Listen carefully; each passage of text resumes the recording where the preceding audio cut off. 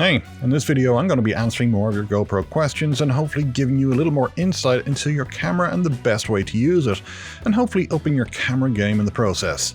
So sit back, relax and enjoy. This is DemonView.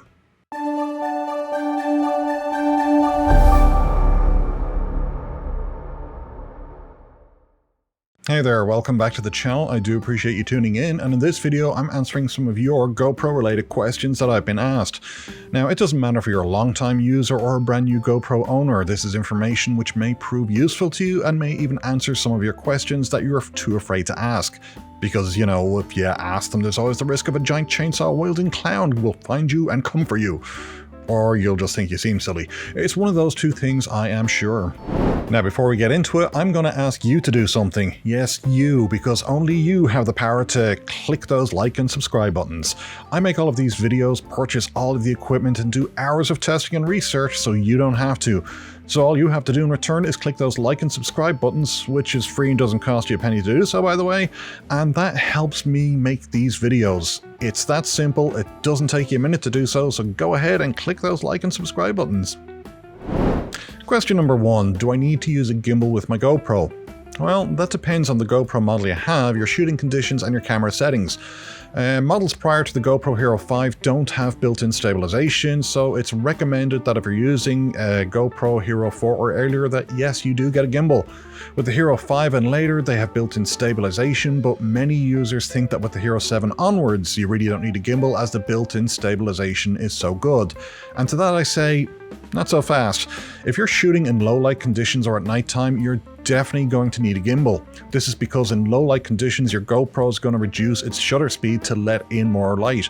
And this low light caused with the reduced shutter speed will cause motion blur, and Hypersmooth is going to try and correct any camera movement, which combined with that motion blur will give you a blurred, shaky image. So if you're shooting at a high frame rate, this also reduces the amount of light entering the camera, so it's just like shooting in low light conditions. Again, Hypersmooth combined with motion blur will give you a blurry picture. So in low light conditions, you're better off turning off that Hypersmooth altogether and using a gimbal for much better picture, as the gimbal will physically stabilize the camera.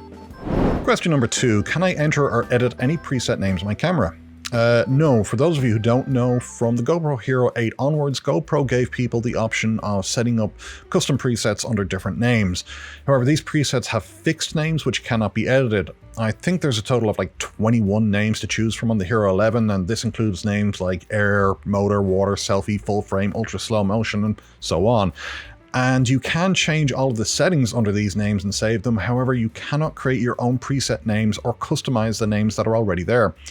Now, a lot of people have complained about this and they want to create their own presets under their own names. And frankly, while I understand that want, I can see why it may become an issue. The OS of the GoPro camera simply may not be able to accommodate this, and people could end up creating over 100 different presets, and that could be an issue. And obviously there's a much simpler solution, to tell you the truth, and that's to use the GoPro Labs firmware on your camera. Use the QR control app and create all your custom settings there. You can change your shutter speed, color profiles, frame rates, white balance, and then you can just save the QR code as a picture in your own phone gallery and call it whatever you want. Not only that, but if someone is shooting at the same time or the same scenario as you, maybe you're both going on a skiing trip together, or maybe you're setting up time lapses on your GoPro cameras, then you can just send them a copy of your QR code, and if they're running the GoPro Labs firmware on their camera, they can point their camera at that QR code, and there you have it. Now both cameras are set up in the exact same way. So yeah, rather than spend ages trying to type preset names into the rear screen of a camera and then enter settings manually, it's much more simple to use the GoPro Labs firmware, the QR control app, and create as many custom settings as you want and name them whatever you want. Question 3. Which GoPro should I buy? I want to make travel videos, vlogging videos, and I need something that's got good battery life and I don't want it to crash. Well, obviously buy the Hero 11, it's a rock solid camera. The fact that you've got that square 8:7 ratio sensor is going to give you the most amount of options for reframing your video for YouTube, Instagram, TikTok, etc. But more importantly, if you don't want crashing to happen, then you need to learn how to set up your camera properly and make sure you format your SD card before you start using it in your camera. And hey, watch some of my new GoPro owner videos. I've even created a playlist with the essentials in it, and I'll hopefully try and link that here. And finally, learn how to shoot with a camera.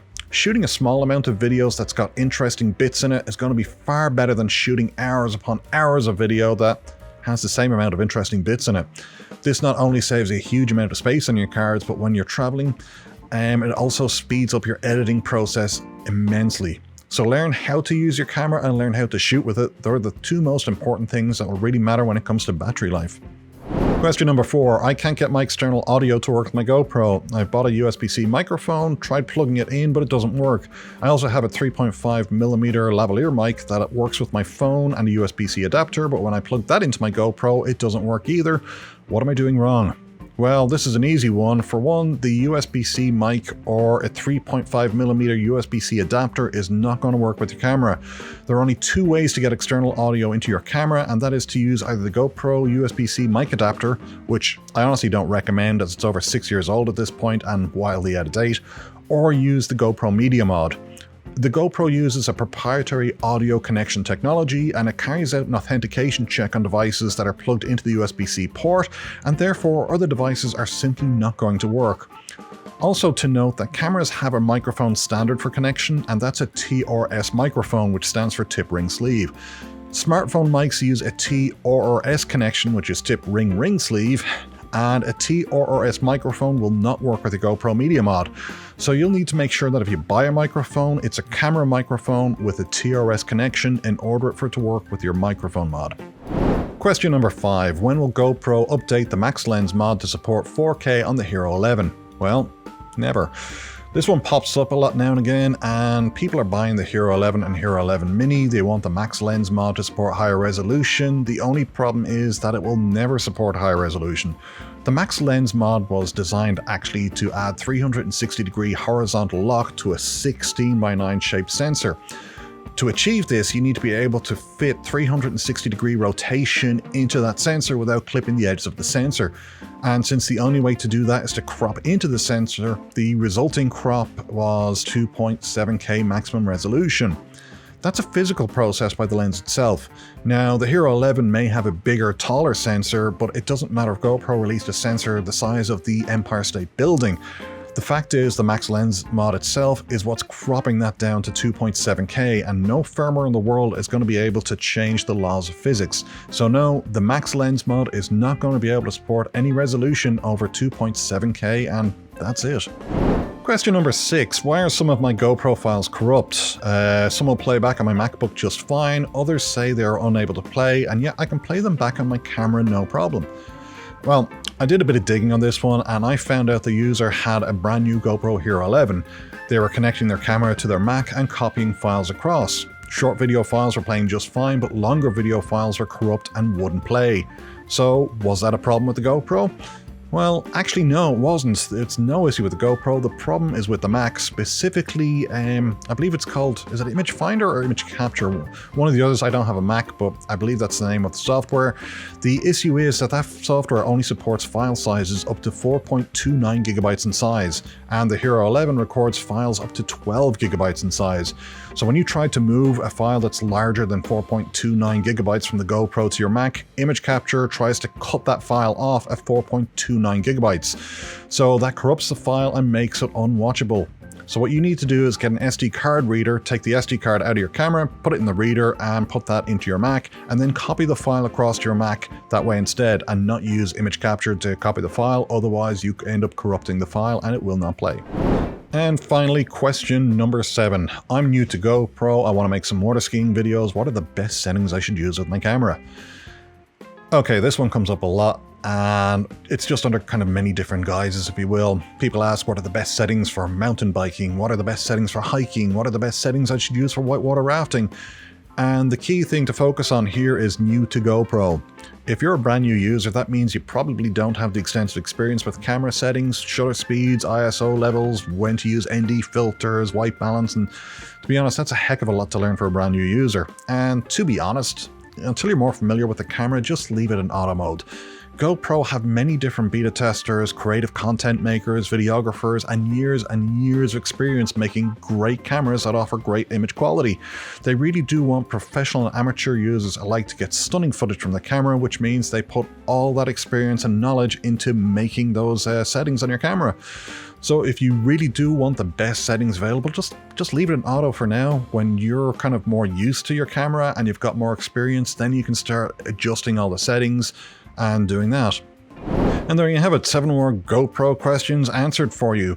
So if you have any questions that you need answers to, whether it's GoPro related, just camera related, or even, you need advice on shooting, just put a comment in the section down below and I'll get back to you. And while you're down there, click the like and subscribe buttons too. So thank you for watching. I hope that you learned something new, and until next time, cheerio.